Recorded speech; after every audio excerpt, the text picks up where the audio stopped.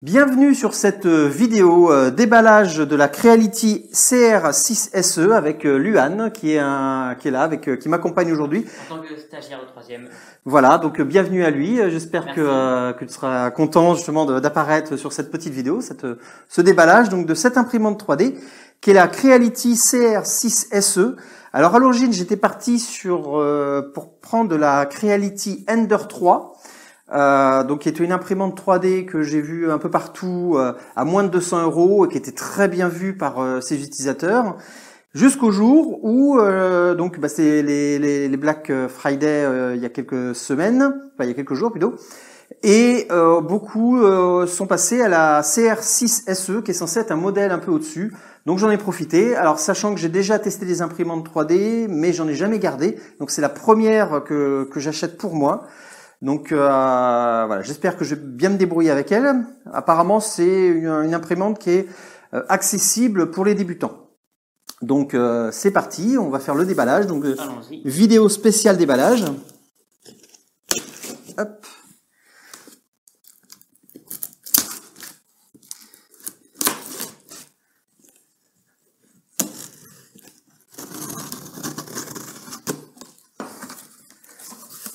Hop.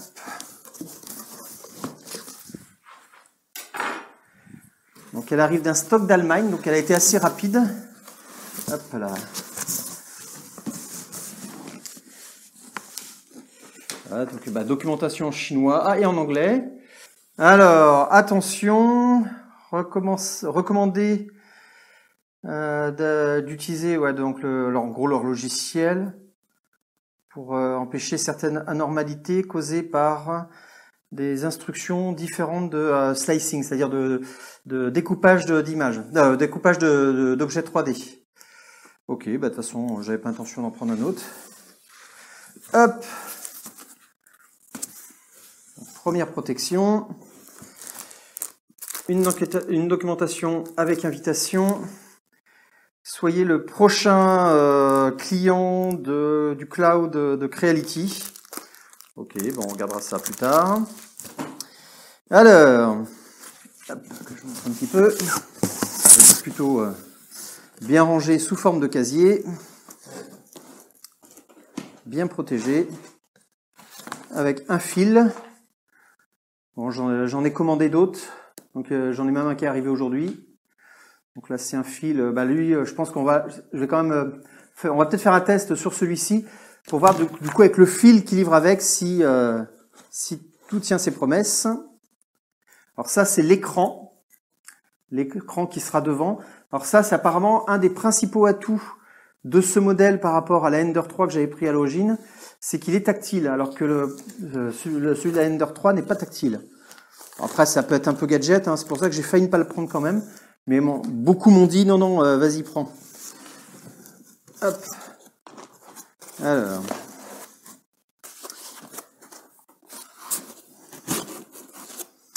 Puis ensuite, le plateau est un peu plus grand, celui de CR6SE. Alors ça, je crois que c'est pour tenir la bobine. Oui. Puisque la bobine va être un peu déportée par rapport à l'imprimante. Donc le câble d'alimentation, donc c'est bon, il est bien à la norme F, ça aurait pu ne pas l'être. Hop, on va enlever ça. Alors, hop.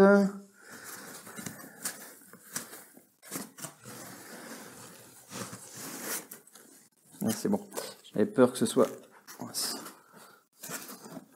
peu compliqué. Enfin, c'est qu'en même temps, je vais faire attention. Oui. Donc ça, c'est c'est la partie technique. Ouais, en fait, un peu robotisée, on va dire, avec tous les axes de l'imprimante. Hop, on va poser ça là. Peut-être pas se poser sur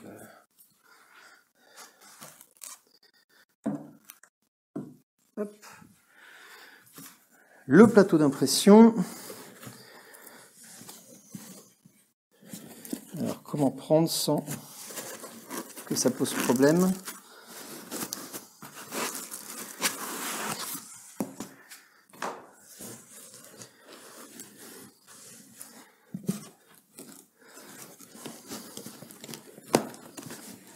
Hop,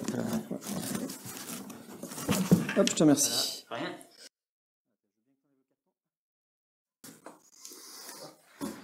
Hop. Est-ce qu'il y a encore autre chose dans le carton? Non. Non. Il ne reste plus rien. Hop. On va quand même regarder vite fait s'il n'y a pas une documentation.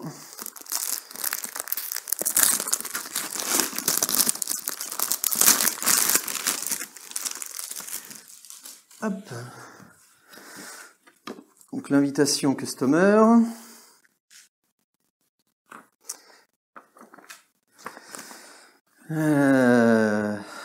Ok, là, ça c'est la carte de garantie.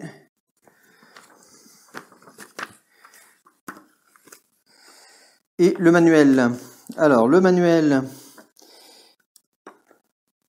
Alors là c'est en chinois. Après heureusement maintenant il y a Google Lens et compagnie qui permettent de. C'est en chinois et en anglais. Ça devrait pouvoir le faire. Ok, donc hop.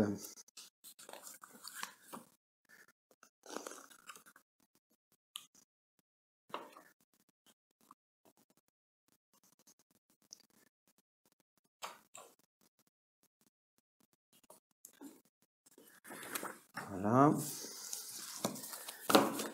Je vais mettre ça là-bas. Hop, je montre le fil.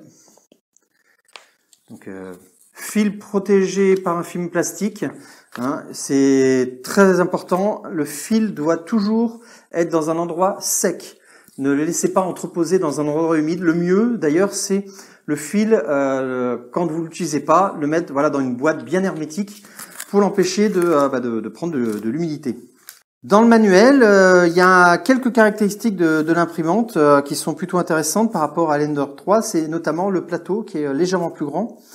Donc le plateau ici peut imprimer de 235 sur 235, donc avec jusqu'à 250 mm de hauteur.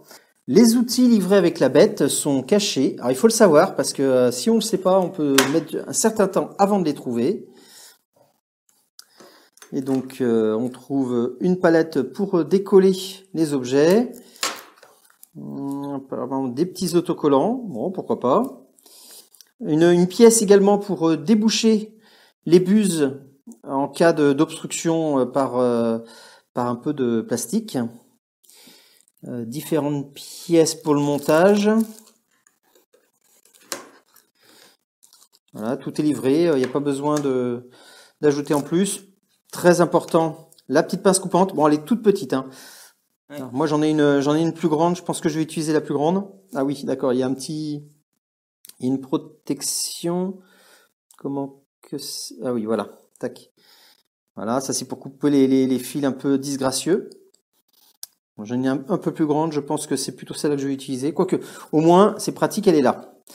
Il y a une carte SD de 8 Go, largement suffisant pour mettre plein d'objets 3D dedans.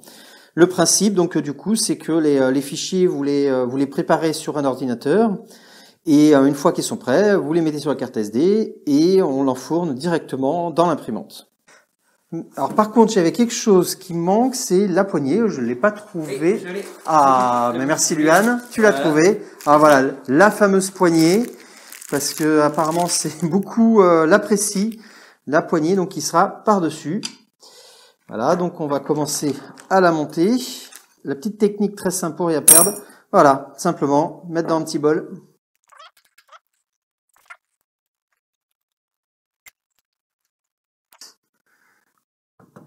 Le portique à poser sur le plateau. Voilà. Avec les 4 vis.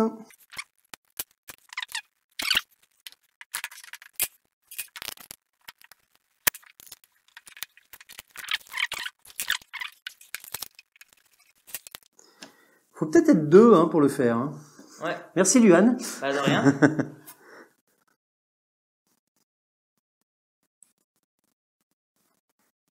Pour le coup, ça ressemble déjà plus à quelque chose. Les câbles sont maintenu avec du scotch. Donc c'est tout simple, hein, il suffit de défaire les scotch pour récupérer les câbles. Branchement de l'écran tactile.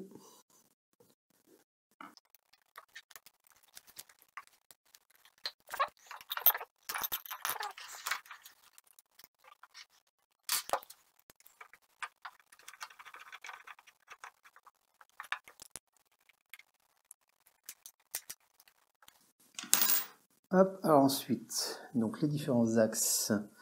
Donc là,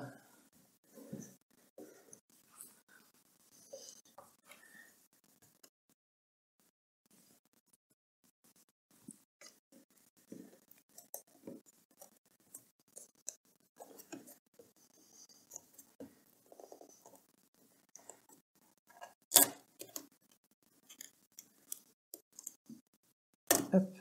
J'avais plus ces câbles.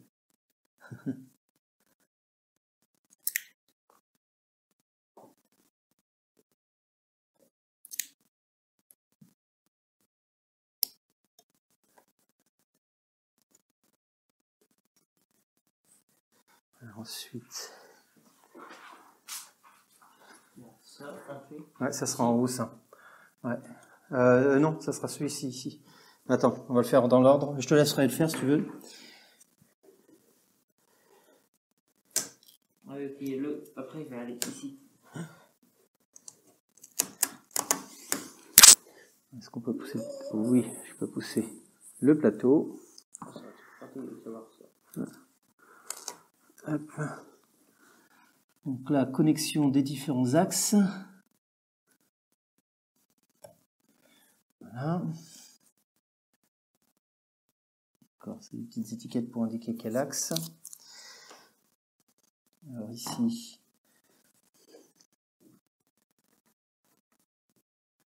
plutôt dans l'autre sens. Hop là.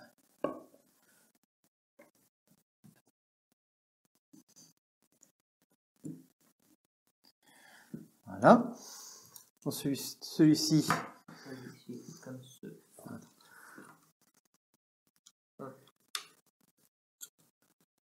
Voilà. Là, et. Hop, comme ça. Voilà, donc la tête d'impression.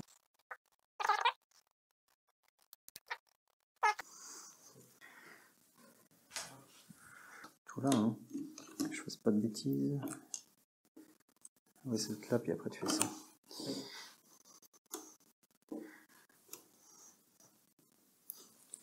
Je peux pas le péter en fait. Ah oui, c'est que j'étais pas dedans. Voilà. Et voilà. Tac. Voilà. Et après. Voilà. Bien. Et.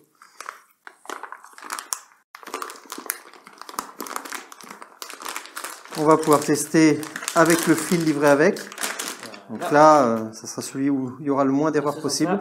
Vas-y, vas-y. Et voilà. Hop, premier fil. Voilà. Avant de le brancher, bah, écoute, je vais te laisser l'honneur Oui. d'enlever les, tu vois, les petites les protections. Vas-y, enlève la protection de l'écran. C'est parti. Voilà. Ça se s'enlève facilement.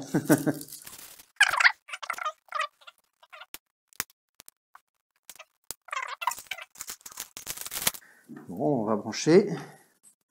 Les deux appareils sont allumés. Ouais, tout est allumé.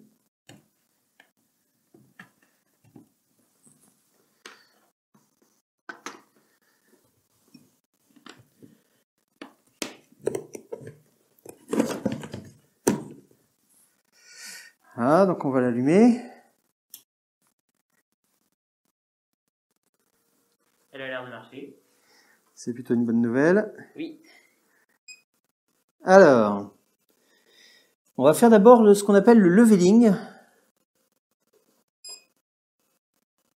Alors, automatique leveling. Parce que... Donc là, en fait, il va tester la hauteur du plateau pour la mettre à la bonne hauteur par rapport à la tête d'écriture, la buse. Donc là, on voit la température qui commence à monter. Il faut qu'il atteigne 120 degrés.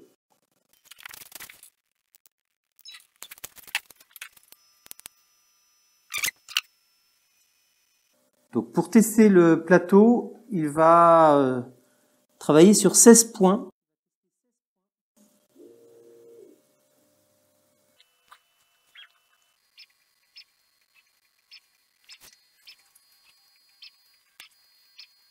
Parce qu'en fait, les anciennes imprimantes, c'était... la Ender 3, c'était comme ça d'ailleurs. Ouais. C'était pas auto-leveling, c'est en fait, nous on teste avec une feuille de papier, et après, c'est des molettes en dessous.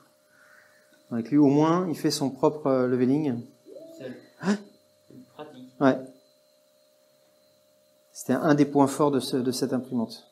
Donc là, alors oui, effectivement, là c'est la hauteur de 0,2 mm. C'est la hauteur par défaut au-dessus du plateau. Ça peut se modifier. Alors l'idée, c'est il y en a qui essayent avec une feuille de papier. Il faut que ce soit juste l'épaisseur d'une feuille de papier. Alors, qu'est-ce que j'avais vu aussi? On va commencer à voir pour le fil, et puis après, toi, tu t'occuperas de l'impression. Avec grand plaisir. Donc, on va installer le fil. Hop. Alors, toujours, même s'il est déjà propre, faut toujours le couper. Voilà, pour avoir une coupure nette. Hop.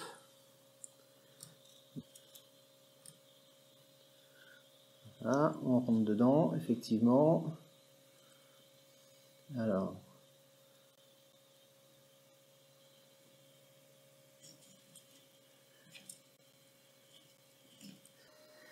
Peut-être dans Setup.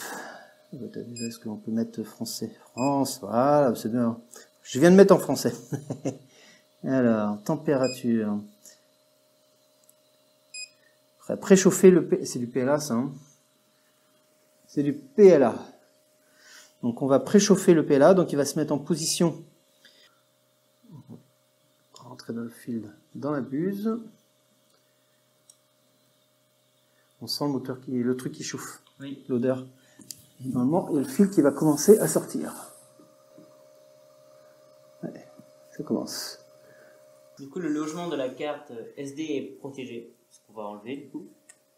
Pour pouvoir insérer la carte. Hop. Et regarde, ouais, il va y avoir dans l'impression. Et maintenant, on va commencer à imprimer. Alors, limite, prends le premier. C'est parti pour le premier. Et c'est parti.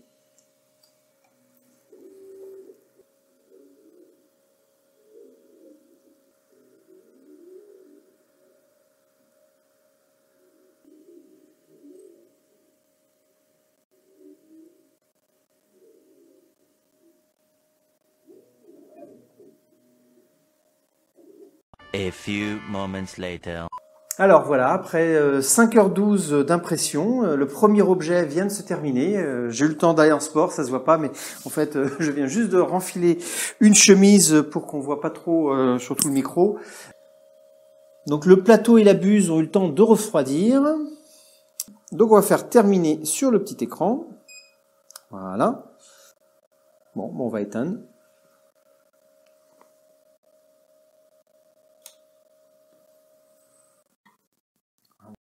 Là, on peut voir l'impression. Il y a des petits filaments qui restent. Alors, on va utiliser la spatule. Enfin, on va peut-être d'abord enlever le plateau. Comment que ça marche? Parce que j'essaye d'enlever la spatule. Ah bah, ça se décolle. Donc, voici l'objet quand il vient de sortir. Vous voyez, donc il y a des petits filaments. On va nettoyer un peu tout ça. Alors j'ai oublié de préciser que les fichiers qui sont sur la carte SD, ça fonctionne pas directement. Il faut d'abord depuis un ordinateur, il faut les mettre à la racine de la carte, sinon l'imprimante ne les voit pas. Je vais continuer le nettoyage de la pièce un peu à la main. Ça me paraît en tout cas bien solide. Un support pour mettre son téléphone. Là, il n'y a que la coque, parce que le téléphone il est en train de filmer. Donc il faudra tester maintenant avec d'autres fichiers. Alors pour l'instant, je vais continuer, je pense, un petit peu les fichiers qui sont sur la carte mémoire. Et on verra plus tard pour d'autres fichiers qu'on téléchargera sur Thingiverse et compagnie. Donc voilà pour ce déballage et cette première impression. Pour l'instant, j'en suis globalement satisfait. Donc il va falloir voir la suite un peu plus tard avec d'autres éléments. Je reviendrai vers vous avec une vidéo peut-être plus complète, je sais pas. Faut que je vois encore comment je vais faire ça. Est-ce que je vais faire une série de vidéos, peut-être des tutos ou simplement montrer un petit peu comment ça fonctionne. Voilà, en tout cas, à bientôt et puis revenez sur la chronique En route vers le futur régulièrement, toutes les semaines normalement, une nouvelle vidéo d'actualité sur les nouvelles technologies et puis quelques tests de robots, d'imprimantes 3D, de drones, n'importe quoi. Donc abonnez-vous simplement. Allez, ciao les humanoïdes.